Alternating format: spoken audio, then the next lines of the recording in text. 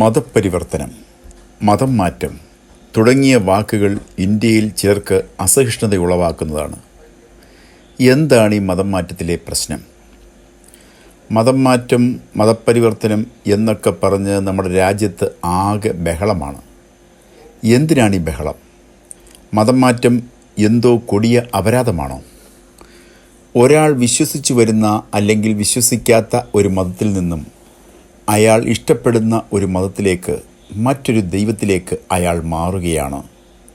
അത് അയാളുടെ ചോയ്സാണ്. അത് നമ്മുടെ ഭരണഘടനയെ അംഗീകരിച്ചിട്ടുള്ളതാണ്. അതിവിടുത്തെ എല്ലാ മതങ്ങളും നടത്തുന്നതാണ്. പിന്നെ ആർക്കാണ് പ്രശ്നം? ഒരു കടയിൽ ചെല്ലുന്നു, അവിടെയുള്ള സാധനം ഇഷ്ടപ്പെടുന്നവർ അതെടുക്കുന്നു. അങ്ങനെ കണ്ടാൽ പോരെ? അതിനപ്പുറം എന്താണിതിലെ പ്രശ്നം? ഭരണം നേടാൻ, സവർണാധിപത്യം നിലനിർത്താനൊക്കെ മതം ഒരു കുറുക്കുവഴിയാകുമ്പോഴാണ് പ്രശ്നം. ലോകത്ത് മതപരിവർത്തനം നടത്താൻ വെമ്പുന്നത് 5 മതങ്ങളാണ്. ഏതൊക്കെയാണവ? നമുക്കൊന്ന് പരിശോധിക്കാം. 1. ക്രിസ്തുമതം. സുവിശേഷ പ്രഘോഷണം, മിഷണറി പ്രവർത്തനം എന്നിവയിലൂടെ പുതിയ വിശ്വാസികളെ സ്വീകരിക്കുന്നു. മാത്രമല്ല, പുതിയ നിയമത്തിൽ വ്യക്തമായി സുവിശേഷം പറയണം എന്ന് തന്നെ പറയുന്നു. 2. ഇസ്ലാം.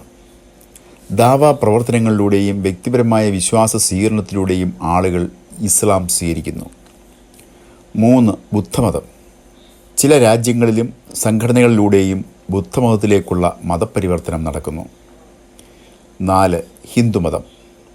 ഹിന്ദുമതത്തിലെ ചില പ്രസ്ഥാനങ്ങൾ, ഇസ്കോൺ പ്രത്യേകിച്ച് ശുദ്ധി, കർവാപ്പസി പോലുള്ള പരിപാടികളിലൂടെ മറ്റു മതങ്ങളിൽ നിന്നുള്ളവരെ ഹിന്ദുമതത്തിലേക്ക് കൊണ്ടുവരികയും പുതിയ ആളുകളെ ചേർക്കുകയും ചെയ്യുന്നു.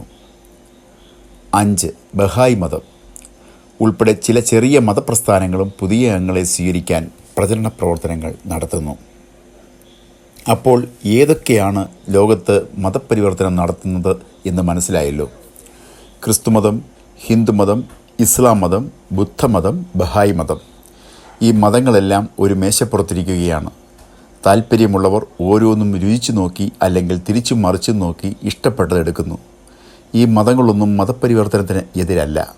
പക്ഷേ ആർക്കും ക്രിസ്തുമതം ഉപേക്ഷിക്കാം എന്ന് പറഞ്ഞാൽ ആർക്കും ക്രിസ്തുവിനെ ഉപേക്ഷിച്ചു പോകാം. ആരും നിങ്ങളെ കൊല്ലില്ല. തിരികെ നിങ്ങളെ നിർബന്ധിച്ച് വീണ്ടും കൊണ്ടുവരില്ല. കാരണം അങ്ങനെ പിടിച്ചുകൊണ്ടുവന്ന് ചേർക്കുന്ന ഒന്നല്ല ക്രൈസ്തവ വിശ്വാസം എന്നത് തന്നെ. ഇനി ഇസ്ലാമിനെ നോക്കാം. ഒരുത്തിനെയും മതം വിട്ടുപോകാൻ സമ്മതിക്കില്ല എന്ന് മാത്രമല്ല, മറ്റു മതങ്ങളുടെ പ്രചരണത്തിന് അവരുടെ രാജ്യങ്ങൾ സമ്മതിക്കുകയുമില്ല. എന്നിട്ടവർ യൂറോപ്പിൽ, അമേരിക്കയിലൊക്കെ ദാവാ പ്രവർത്തനങ്ങൾ നടത്തി ആയിരങ്ങളെ ഇസ്ലാമിൽ ചേർക്കും. ഹിന്ദുമതത്തെ നോക്കാം. ഒരു വിഭാഗം എക്കാലത്തും മതപരിവർത്തനത്തിന് എതിരായിരുന്നു. ചുരുക്കത്തിൽ, ഇവിടെ മതപരിവർത്തനം തെറ്റാണ് എന്ന് പറയുന്നവർ യഥേഷ്ടം ക്രൈസ്തവ രാജ്യങ്ങളിൽ അത് ചെയ്യുന്നു എന്ന് സാരം. ഞങ്ങളത് ചെയ്യും, നിങ്ങളത് ചെയ്യരുത് എന്നതാണ് അവരുടെ രീതി. അതിനാൽ മതപ്രചരണം എന്നത് ഒരു മതത്തിൻ്റെ മാത്രം പ്രത്യേകതയല്ല. ഒരാളുടെ വിശ്വാസം മാറ്റം സ്വതന്ത്രമായ തീരുമാനത്തിലൂടെയാണോ അതോ സമ്മർദ്ദം, വഞ്ചന, നിർബന്ധം എന്നിവയിലൂടെയാണോ എന്നതാണ്. ട്രാക്റ്റ് കൊടുക്കാൻ പോകുന്ന പാപം ഉപദേശിമാരോട് തട്ടിക്കയറുന്ന ചിലരുണ്ട്. അവർക്ക് ലോകത്ത് നടക്കുന്ന കാര്യങ്ങളെക്കുറിച്ച് വലിയ വിവരമില്ല എന്നതാണ് സത്യം. ആരൊക്കെയോ പറയുന്നതനുസരിച്ച് ചെയ്യുന്നു. വലിയ ഇൻ്റർനാഷണൽ എയർപോർട്ടുകളിൽ, പ്രത്യേകിച്ചും റഷ്യ, അമേരിക്ക പോലുള്ള രാജ്യങ്ങളിൽ ഹൈന്ദവ പുരാണ പുസ്തകങ്ങൾ സൗജന്യമായി വിതരണം ചെയ്യുന്നവരെ കാണാം.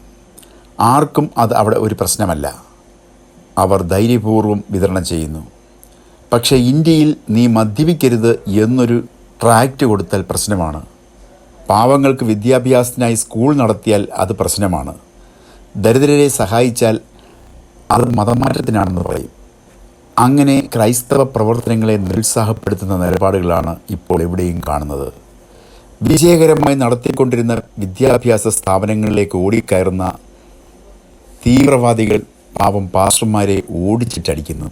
ഇസ്കോൺ എന്ന ഹൈന്ദവ സംഘടനയ്ക്ക് മില്യൺ കണക്കിന് അനുയായികൾ ലോകമെമ്പാടുമുണ്ട്. 700-ലധികം ക്ഷേത്രങ്ങളും കേന്ദ്രങ്ങളും വിവിധ രാജ്യങ്ങളിൽ പ്രവർത്തിക്കുന്നു. വിദേശ രാജ്യങ്ങളിൽ ഹിന്ദു പ്രസ്ഥാനങ്ങൾ, പ്രത്യേകിച്ച് ഹരേ കൃഷ്ണ പ്രസ്ഥാനം, ആയിരക്കണക്കിന് ആളുകളെയാണ് ഔപചാരികമായി ദീക്ഷ നൽകി ഹിന്ദു വൈഷ്ണവ പാരമ്പര്യത്തിലേക്ക് കൊണ്ടുവന്നിട്ടുള്ളത്. ഇത് കാണിക്കുന്നത് ലോകവ്യാപക മതപ്രചാരണവും പുതിയ അനുയായികളെ തേടലും ക്രിസ്ത്യാനികളുടെ മാത്രം പ്രവർത്തനമല്ല എന്നതാണ്. ഹിന്ദു പ്രസ്ഥാനങ്ങളും അത് വളരെ സജീവമായി നടത്തുന്നു എന്നതാണ്. പിന്നെ എന്തിനാണ് മതമാറ്റം എന്ന് പറഞ്ഞ് ബഹളമുണ്ടാക്കുന്നത്? ഒരു ഹിന്ദു പ്രസ്ഥാനത്തിന് ലോകമെമ്പാടും സ്വന്തം വിശ്വാസം പ്രചരിപ്പിക്കാനും പുതിയ ആളുകളെ സ്വീകരിക്കാനും അവകാശമുണ്ടെങ്കിൽ അതേ മാനദണ്ഡം ക്രിസ്ത്യാനികൾക്കും ബാധകമല്ലേ? ഒരു വ്യക്തി സ്വതന്ത്രമായി പഠിച്ചും വിശ്വസിച്ചും മതം തിരഞ്ഞെടുക്കുകയാണെങ്കിൽ തത്വത്തിൽ എല്ലാവർക്കും ഒരേ മതസ്വാതന്ത്ര്യം ബാധകമായിരിക്കണം. എന്നാൽ വഞ്ചന, ഭീഷണി, ബലപ്രയോഗം അല്ലെങ്കിൽ നിയമവിരുദ്ധമായ പ്രലോഭനമുണ്ടെങ്കിൽ അത് ക്രിസ്ത്യൻ സംഘടനയാണെങ്കിലും ഹിന്ദു സംഘടനയാണെങ്കിലും മുസ്ലിം സംഘടനയാണെങ്കിലും അതിനെ ഒരേ മാനദണ്ഡത്തിൽ പരിശോധിക്കുകയാണ് നീതിയുള്ള സമീപനം. ക്രൈസ്തവ സംഘടനകളെ സംബന്ധിച്ച് അവർ ഭാരതത്തിൽ നടത്തിയ പ്രവർത്തനങ്ങളെ ആർക്കും തള്ളിക്കളയാനാവില്ല. ശാന്തിയും സമാധാനവും നിലനിൽക്കാൻ അച്ചടക്കത്തോടെ ജീവിക്കാൻ ക്രൈസ്തവ സഭ പഠിപ്പിക്കുന്നു. അതിൻ്റെ ഉദാഹരണങ്ങളാണ് നമ്മുടെ വടക്കു കിഴക്കൻ സംസ്ഥാനങ്ങളായ മിസോറാം, മേഘാലയ, നാഗാലാൻഡ് തുടങ്ങിയവ. കേരളം പോലും ആ ലിസ്റ്റിൽപ്പെടും. 1967 ഒഡീഷയിലാണ് മതപരിവർത്തന നിരോധന നിയമം ആദ്യമായി നടപ്പിലാക്കിയത്. പിന്നീട് മധ്യപ്രദേശ്, ഛത്തീസ്ഗഡ്, അരുണാചൽ പ്രദേശ്, ഗുജറാത്ത്, ഹിമാചൽ പ്രദേശ്, ഉത്തരാഖണ്ഡ്, ജാർഖണ്ഡ്, ഉത്തർപ്രദേശ്, ഹരിയാന, കർണാടക, രാജസ്ഥാൻ തുടങ്ങി 12 സംസ്ഥാനങ്ങൾ കൂടി ഈ നിയമങ്ങൾ പാസാക്കി. മഹാരാഷ്ട്രയാണ് ഏറ്റവും ഒടുവിൽ ഈ നിയമം പാസാക്കിയത് 2026. ഈ നിയമങ്ങൾ പ്രകാരം നിർബന്ധിത മതപരിവർത്തനം ജാമ്യമില്ല കുറ്റമാണ്.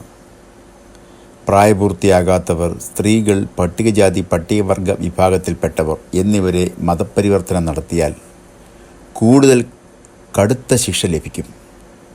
സ്വന്തം ഇഷ്ടപ്രകാരം മതം മാറാൻ ആഗ്രഹിക്കുന്നവർ പോലും മുൻകൂട്ടി ജില്ലാ ഭരണകൂടത്തെ അറിയിക്കണം എന്ന വ്യവസ്ഥയും ഈ സംസ്ഥാനങ്ങളിലെ നിയമങ്ങളിലുണ്ട്. മതപരിവർത്തനത്തിനെതിരെയുള്ള നിയമങ്ങൾ രാജ്യത്ത് കൂടുതൽ കർശനമാകുന്നു. സുവിശേഷകരെ സംശയദൃഷ്ടിയോടെ നോക്കാനും വേണ്ടിവന്നാൽ അവരെ ജയിലിലടയ്ക്കാനും ചിലർ വിചാരിച്ചാൽ മതി എന്നത് വിവിധ സംസ്ഥാനങ്ങളിലെ ക്രിസ്ത്യാനികളെ കടുത്ത ആശങ്കയിലാഴ്ത്തുന്നു. പുതിയ ഒരു വീഡിയോയുമായി വീണ്ടും കാണും വരെയും എല്ലാവർക്കും നന്ദി, നമസ്കാരം.